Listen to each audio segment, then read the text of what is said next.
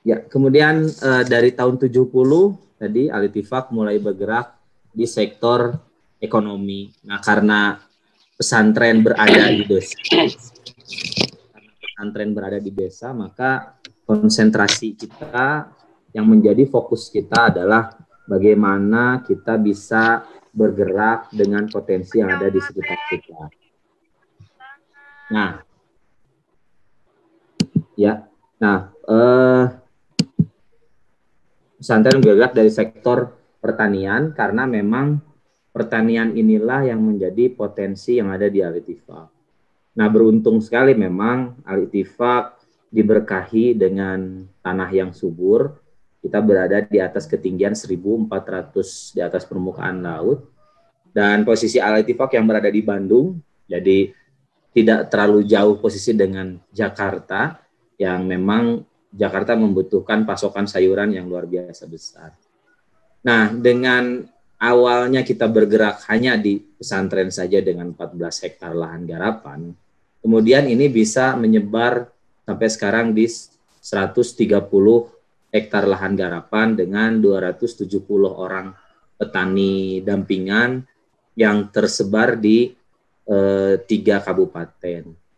Nah, kami sih apa yang kita lakukan sampai saat ini, ternyata hasil riset dari Bank Indonesia, Alitifak itu baru memenuhi 18% saja permintaan market sayuran yang diminta oleh market yang existing sekarang. Nah, makanya Bank Indonesia salah satunya mencoba mendorong untuk mendirikan holding bisnis pesantren.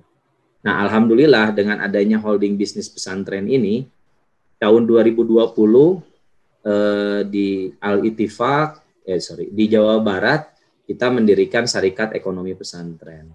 Nah, Syarikat Ekonomi Pesantren itu ada 1.074 pondok pesantren yang tergabung ke dalam Syarikat Ekonomi Pesantren.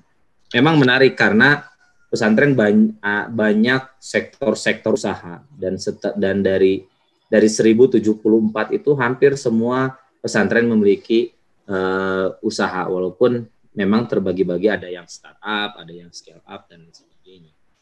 Nah, karena Alitifak tadi fokusnya di sektor pertanian, maka kami coba merangkul pesantren-pesantren yang bergerak di sektor pertanian. Untuk apa? Untuk menjawab tadi, memenuhi permintaan pasar yang hanya baru terpenuhi 18% saja. Nah, alhamdulillah Bank Indonesia, khususnya Departemen Ekonomi Keuangan Syariah, melihat Alitifak memiliki potensi yang luar biasa besar untuk bagaimana kita bisa mentransferkan pengetahuan kita, mentransferkan kebiasaan-kebiasaan di sektor pertanian kita kepada 16 pondok pesantren yang ada di Jawa Barat. Nah, apa yang kita transferkan itu tadi memotong jalur panjang yang selama ini mungkin kalau Alitifak dari tahun 70 kita mulai bergerak ke sektor pertanian, kemudian baru tembus ke modern market itu 23 tahun kemudian di tahun 1993. Nah, harapannya adalah dengan adanya holding bisnis pesantren ini, dengan kita ditanggung jawabi juga untuk bagaimana bisa mentransferkan ilmu-ilmu pengetahuan dan teknologi yang kita pergunakan saat ini kepada pesantren-pesantren yang lain, sehingga tidak perlu waktu 23 tahun untuk bisa survive. Nah, seperti itu. Terima kasih sudah nonton. Jangan lupa like, subscribe, dan share ya.